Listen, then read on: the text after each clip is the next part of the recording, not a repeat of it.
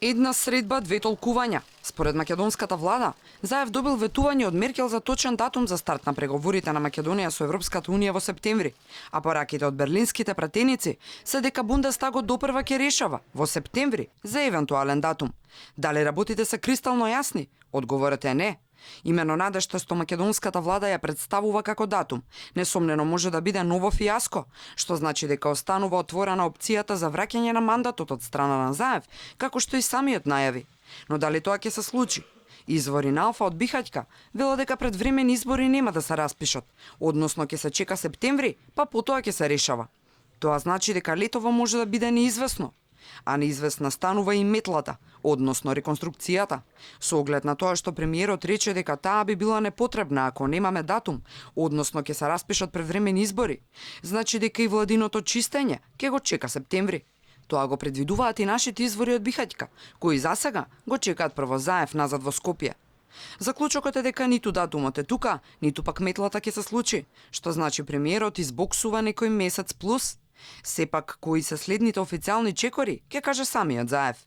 Прашањето е дали и во што да веруваат македонските граѓани, кога лично премиерот цела измината година не уверуваше дека имаме датум.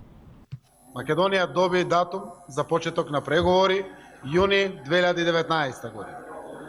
И колку и да сакате тоа да го повтарат, ред е да биде потврдено еве од независната страна, Европската комисија.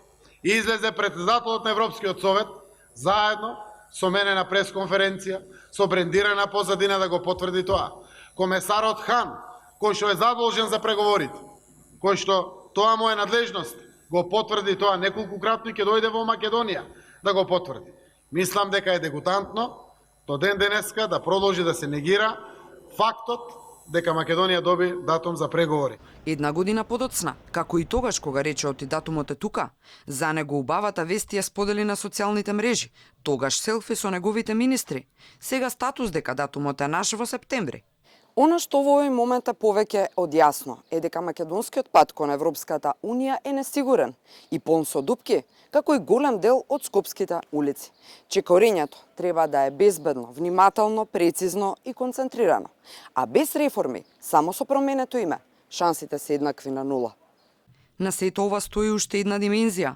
Фактот дека Германија не е единствената пречка за старт на пристапните преговори. Против се и другите влијателни земји членки како Франција и Холандија, кои засега остануваат на ставот дека не сме подготвени, пред се поради недостатокот на реформи и владење на правото, а се споменува и законот за јавно обвинителство. Нужни се и внатреевропски реформи, за да може куќата да прими млада невеста, како што порача францускиот амбасадор во интервју за Алфа.